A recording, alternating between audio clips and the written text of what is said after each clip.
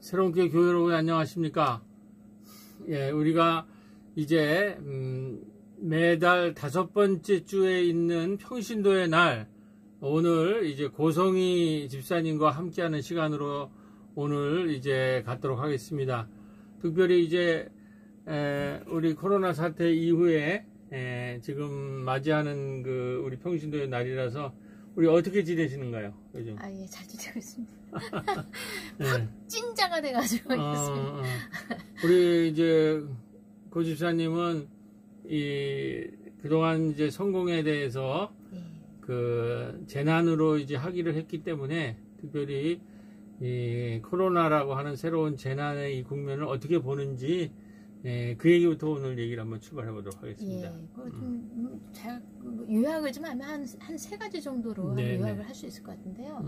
첫 번째는 세월호 사건 때는 하나님의 뜻이라고 하는 문제를 가지고 많은 그 기독교인들이 논쟁을 더 했었다고 한다면, 이번에 코로나 같은 경우에는 단연코 예배당에서 드리는 거에 대한 문제, 이 문제를 가지고 이제 계속 교회의 역할을 예배에 국한할 것인가. 그러니까 국한은 아니지만 예배에 너무 사수를 하는 목사님들이 많으니까 이제 요 예배에 대한 문제를 좀 더 핫 이슈가 되고 있고요.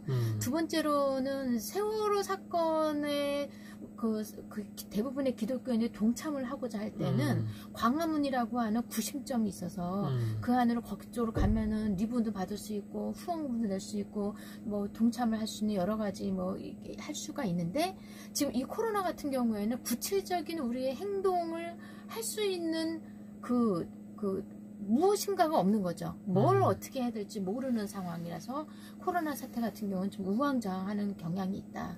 그래서 세월호 사건 같은 경우에는 무엇인가 구심점이 있고 우리가 행동 규칙이, 행동 방침이라고 하는 것들이 있다고 한다면, 참여할 수 있는 것들이 있다고 한다면, 이제 코로나 같은 경우에는 우리가 그냥 집에서 우리가 할 수 있는 위생 행동 이 정도밖에는 할 수 없지, 어떤 기독교인으로서 내가 어떻게 이런 상황에서 기독교인으로서 해야 될 일이 무엇인가라고 하는 측면에 대해서는 아직 우리가 그런 대책이 되어 있지 않다라고 하는 측면이 있습니다. 또 근데 세 번째로는 이제 세월호 같은 경우에는 도움을 주고자 하는 개별적인 교회가 찾아가서 도움을 주면 그만이었거든요.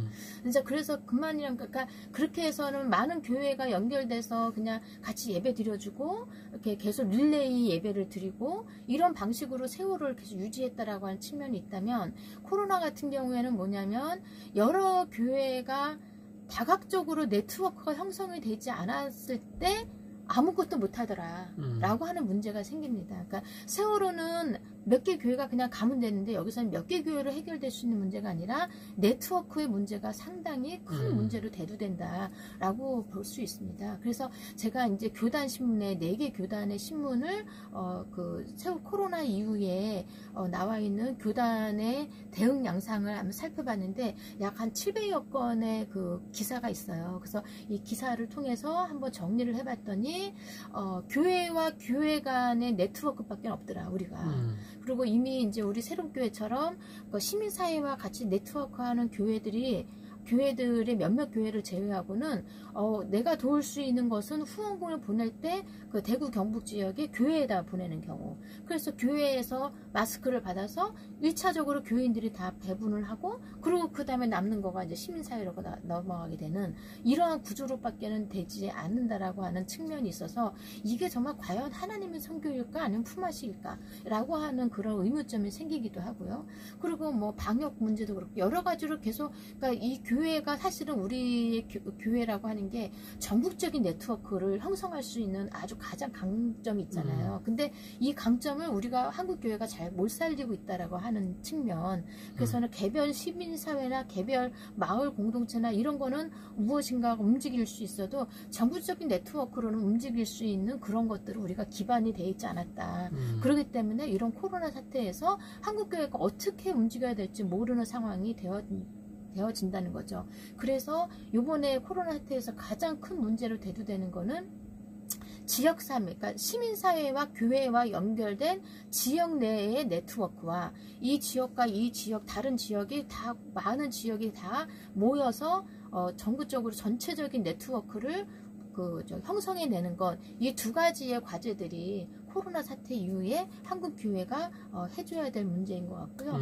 이제 또 하나는 이제 사회적 약자를 돌봐야 되는 한국 교회가 사실은 이런 재난 사회에서 사회적 약자가 가장 맨 앞에서 피해를 받게 되잖아요. 그런 것처럼 이 사회적 약자가 다니고 있는 교회들도 역시 큰 교회도 있지만 대부분은 다 작은 교회거든요. 근데 작은 교회들이 너무 많은 피해를 입고 있다라고 하는 겁니다. 그래서 이런 작은 교회들이 피해를 입고 있는 이러한 상황에서 우리가 작은 교회들이 계속 건강한 교회로 움직일 수 있도록 도와줘야 되는 기본 조건은 모든 교회들이 수시로 네트워크들을 활용해서 무엇인가의 공동의 어떤 서로의 공동의 연대 활동을 강화해야 되고 그것이 시민사회로 개방이 돼야 된다라고 하는 측면, 이것이 정말 우리에게 큰 교훈을 남겨주는 것 같습니다. 우리 집사님 말씀 이제 듣다 보니까 우리가 이제 코로나 사태가 일어나니까 예배를 못 드리게 되니까 모든 문제가 이제 그 예배를 교회당 안에서 드리느냐 마느냐 이렇게로 그렇죠. 자꾸 이렇게 폐쇄되는데, 지금 하여튼 이 코로나 사태가 우리에게 주는 교훈은 이제 교회를 건물 안에 이제 폐쇄된 교회가 아니라 건물을 넘어선 지역사회와 시민사회와 연대하지 않으면 코로나 이후를 살아가기가 힘든 그렇죠. 이런 거를 이제 주고 있고, 그러한 이제 결국 네트워크와 연대 문제인데, 그런 것에서 이제 코로나 이후에 이제 우리 시민사회에 관한 네트워크가 더욱 절실하다. 아주 그런 절실한 말씀이시죠? 그리고 이제 그 중간에 보면, 그러니까 또 하나의 좀 우리가 교훈으로 다시 한번 생각해 봐야 될 거는 700개의 기사 중에 정말 너무 괜찮은 그런 활동을 하고 있구나라고 하는 거는 기사 중에 단 한 건이에요. 아쉽게도. 근데 이 한 건이 어떤 방향으로 되어 있냐면, 대구 지역에 그 교회들이 연합을 해가지고 연합체를 형성을 했는데, 그 연합체 형성을 해서 선교 사업을 벌여나가고 있는 그 방법 자체가 상당히 우리에게 큰 시사점을 준다. 그래서 보통 우리가 돌봄 사역을 한다고 하면 그냥 이제 돌봄을 하려고 막 이제 직진하는 경우가 많다는 거죠. 근데 이 지역의 연합체 같은 경우에는 그 여러 가지 3가지의 단계로 이 돌봄 사역을 진행을 하는데, 첫 번째 단계로는 파악을 하는 거죠. 그러니까 어떠한 사람들이 지자체의 사각지대에 놓여 있는지, 그리고 그러니까 사회복지의 사각지대에 놓여 있는지, 그리고 어떤 사람들이 무엇을 필요로 하는지, 이것들의 다 지역조사를 하는, 파악을 중심으로 하는 걸 우선적으로 하고, 그리고 파악을 했을 때 이 사회적 약자가 필요로 한 게 무엇인가, 마스크가 필요하나? 근데 의외로 마스크가 필요한 게 아니라 사과를 주세요라고 하는 사람들이 많다라는 겁니다. 그러니까 과일을 주세요라고, 그러니까 생각하지 못한, 그러니까 이런 방식으로 그 사람들의 이야기를 듣는 것, 귀 기울여 듣는 것, 이런 방식은 정말 중요하게 유의미하다. 그래서 이런 것들이 정보를 모아서 구체적으로 찾아가는 문제, 이렇게 해서 3가지 방법으로 단계별로 지금 선교 사업을 추진을 하고 있는데, 이런 방식들이 우리가 앞으로도 계속 어떤 지역 선교 사업을 할 때에도 항상 그 사람들의 이야기를 듣고 그 사람들의 처지를 파악하고, 그리고 그 다음에 들어가야 될 게 돌봄 사역이다라고 하는 그런 교훈을 주게 되고요. 그랬을 때 이제 우리가 이 교회라고 하는, 예배라고 하는 어떤 그 프레임을 만들어서 우리가 그 안에 갇히고, 그리고 거기에서 우리가 위축이 되고 스스로, 그래서 좀 우리가 헤어나오지 못하는 이런 상황에서 오히려 이러한 선교의 그런 구체화된 선교의 과정들을 우리가 더 개방적이고 오히려 더 적극적으로 받아들여서 오히려 이러한 이렇게 위축되어 있는 것들을 전화위복을 시키는, 공세 전환을 할 수 있는 그런 기회를 우리가 잡아야 된다고 하는 거죠. 그거는 상당히 지금 건물 안에서 드리느냐 마느냐에 너무 집중되어 있지 말고, 이제 이런 위기 상황에는 이제 온라인으로도 드릴 수 있는, 이번에 그런 여러 가지 실험들이 있으니까 그렇게 하면서 오히려 지역사회랑 네트워크하면서 새로운 선교적 지평을 열 수 있는 기회를 이번에 코로나 사태가 줄 수도 있다. 오히려 위축이 아니라 이게 코로나 같은 경우는 다 사회적 거리두기를 해서 다 따로따로 있잖아요. 그렇지만 오히려 그것에 우리가 보통 온라인으로 그냥 예배를 드리고 집안에 있지만 사실은 네트워크는 살아있는 거거든요. 그러니까 온라인은 네트워크 살아있고 또 온라인은 아니라도 오프라인으로도 네트워크는 살아있는 건데 이런 네트워크를 시민사회와 연결을 해서 이런 전체적인 큰 네트워크를 형성하는 것. 그 안에서 우리가 해야 될 일들을 리스트를 정해놓고 이 리스트를 통해서 어떤 매뉴얼을 만들어 나가는 문제. 이게 이제 그 코로나 사태를 우리가 더 능동적으로 대처할 수 있는 그런 방법이다. 그러면 뭐 자연스럽게 이제 코로나 이후에 이제 얘기를 할 수 있는데 이제 우리 고집사님이 이제 늘 이번에 특히 많이 할 것이 이제 재난 그 기본 기본소득이랑 또 재난학교 이런 개념을 말씀했는데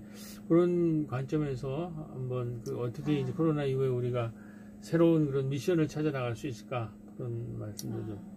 근데 재난 기본소득이 지금은 이제 재난 지원금이라고 했던가 이제 용어가 좀 바뀌었는데 제가 그걸 못 외워가지고 재난지원금이라고 얘기를 한다면요. 그러니까 재난지원금은 각 지자체마다 이제 벌써 이제 실행이 되고 있고 이제 그 지자체가 가지고 있는 예비비라고 하는 게 규모가 서로 다르기 때문에 지역에서 그 지원금을 받는 게 서로 내용도 수준도 조금 다르고요, 범위도 조금 다르고 액수도 조금 다르지만 이거에 전체적으로 봤을 때 재난지원금이라고 하는 이 시도 자체가 사회적인 약자부터 해서 모든 사람들 공통적으로 이런 재난에 어떤 그 살길을 마련해주고, 그러니까 이것들이 다시 이 살길을 마련하는 것들이 지역 사회에서 서로의 어떤 경제적인 활동을 해서 서로 상생하는 효과를 갖고 온다라고 하는 그런 측면을 봤을 때는 좀 가만히 생각해 보면 성서에서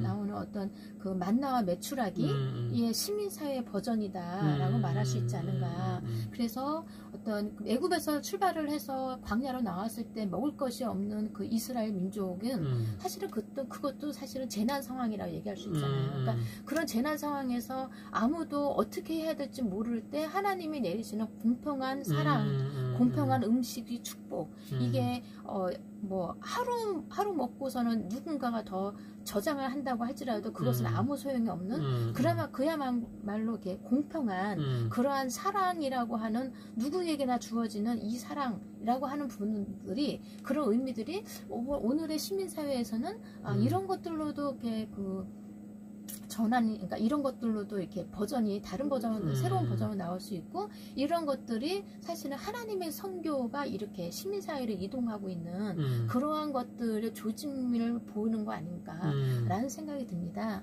우리가 기본임금이라는 게 우리 크리스찬은 상관없는 게 아니라 정서적으로 그렇죠. 하나님이 그 재난당한 사람을 만나와 메추라기로 먹였다라는 그 사건과 같은 것이기 때문에 기본 그 소득이라는 게 여기 적극적으로 참여할 필요가 있겠네요. 예, 뭐 소득이야 뭐 국가에서 이제 지자체에서 주는 거지만 이런 소득이라고 하는 것들의 의미는 하나님의 선교의 주체는 하나님이시지만 하나님 선교의 도구가 시민사회로 확장이 되고 있다.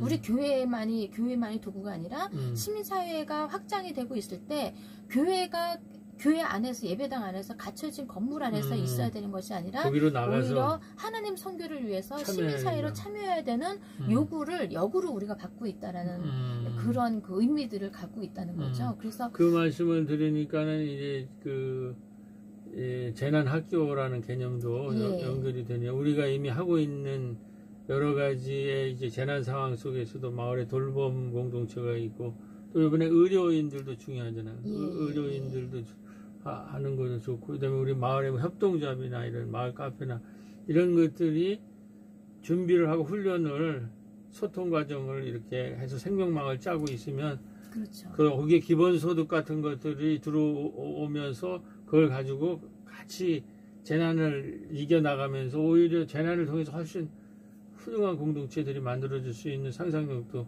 예, 이 매뉴얼을 만든다라고 하는 것은 누군가가 만들어주는, 그러니까 이게 그러니까 그 재난 그 지원금 같은 경우는 국가나 지자체에서 위에서 상향에서 하향으로 내려오는 그러한 개념이라고 한다면, 우리가 매뉴얼을 만든다고 하는 것은 그러니까 상향의 측면이 있는 거죠. 그러니까 이 매뉴얼을 만드는 게 각 그 마을에서 또 이쪽 지역 공동체에서 여러 가지 공동체에서 각기의 자기의 특수한 상황에서 그 형성되어지는 그런 매뉴얼들이 이런 특수성들을 서로 서로 교류하고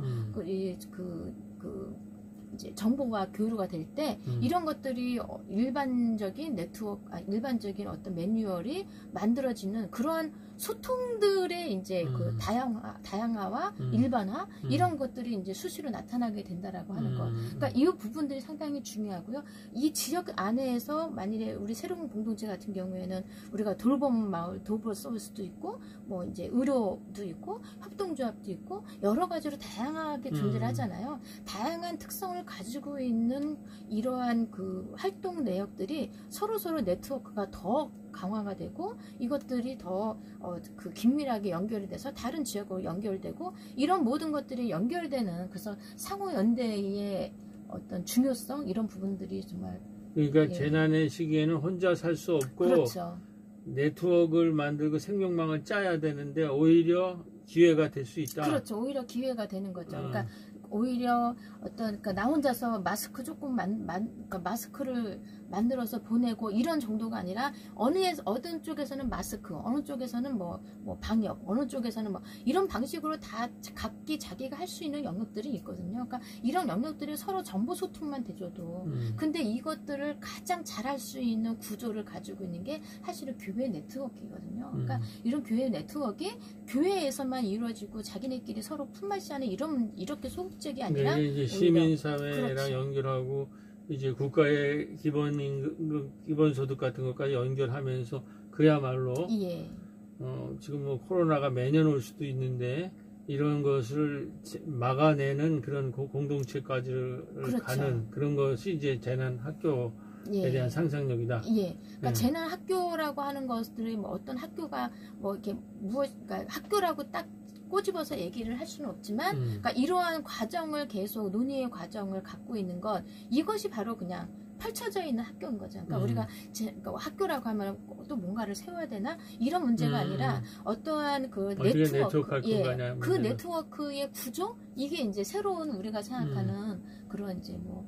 그래서 지난번에 우리 34주년에 좀 권전 집사님 생각하는 게 있고 얘기 좀 하면서 이제 마무리로 들어갑시다. 그래서는 저는 이제 그 생각이 드는 거예요. 그러니까 이번에 이제 코로나 사태에 예배를 드리냐 안 드리냐 가지고 사람들이 교회에서 계속 말을 많은데, 그러니까 그럴 때 결정이 가장 빠른 교회는 뭐냐면 소통이 잘 되는 교회가 가장 결정이 빠르죠. 근데 그 결정이 잘 안 되고 계속 지지부진하고 들으려다 말려다 그래서 어쩔 수 없이 들이다가 눈치 받고 하는 교회는 보통은 아주 뭐 딱 단언적으로 얘기를 할 수 없지만 교회 간의 소통이 좀 덜한 그런 측면이 있다라고 생각한다면, 교회 안의 소통이라고 하는 것은 정말 중요한 문제고, 그리고 우리 교회 안에도 4개의 아카데미가 있잖아요. 그러니까 4개의 아카데미가 각각 자기의 특성을 가지고 따로따로 움직이지만 이 특성을 가지고 있는 4개의 아카데미가 서로 모여서 이제 논의 구조를 형성할 필요가 있다. 그래서 이번에 이제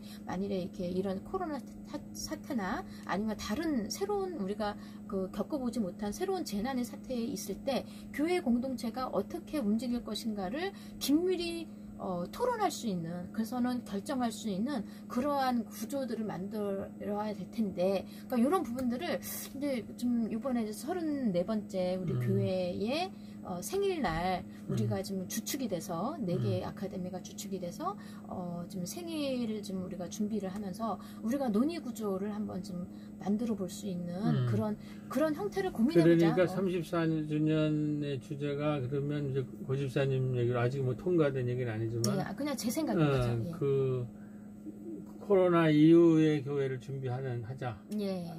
마을에 뭐 코로나 이후에 마을에 생명망을 짜자라든지 뭐 그런 식으로 될 것 같네요. 그렇죠. 네, 마지막으로 이제 거기와 함께 이제 우리 고영근 목사 10주년을 맞이했기 때문에 이제 시대의식과 역사의식을 가져야 되는데, 우리 특히 교회학교 친구들이랑 원래는 이제 그 고영근 목민연구소 방문하기로 했는데, 지금 네. 돈이 굳었죠. 사태가 이렇게 돼서 못 가는데, 예. 거기에 대해서 마무리로 우리가 어떤 시대의식, 또 역사의식을 가져야 될지, 이런 시대, 그 다음에 고영근 목사 10주년을 통해서 우리 청소년들에게 해주시고 싶은 말씀. 예. 네. 이제 올해는 아주 공교롭게도 한국전쟁 70주년, 그리고 4.19 60주년, 그리고 광주항쟁 40주년, 그리고 조선동아일보 100주년, 뭐 이런 방식으로 아주 되게 그 기념할 만한 그러한 그 사건들이 올해 다 모여 있어요. 그래서 이제 뭐 저희 아버님은 10주기이기도 하고, 그래서 이제 이렇게 모여 있는데, 이제 그렇게 생각하다 보니까 우리 올해에 기념해야 될 여러 가지 사건들은 다 한국 현대사의 굵직한 사건들이거든요. 굵직한 사건들 안에 목사 고영근은 어떻게 삶을 살아왔는가, 한 인간이 삶을 살아가는데 한국 현대사와 아주 밀접하게 결합되어 있다라고 하는 그 측면들을 어떻게 바라봐야 되는가. 그랬을 때 한 사람과 역사는 따로 떨어져 있는 게 아니라 오히려 긴밀하게 결합돼서 한 사람의 역사가 계속 다 누적돼서 이런 것들이 다 우리의 역사가 되는 것이고, 그랬을 때 한 사람이 바라보는 역사와 한 사람이 바라보는 역사의 시선이라고 하는 그 시선을 가지고 어떻게 살아가는가라고 하는 것은 우리 역사를 만드는 데 있어서 가장 정말 중요한 문제다. 그랬을 때 목사 고영근은 어떤 시대의식을 가지고 있었는가라고 하는 말에서 이제 출발을 하게 되는데요.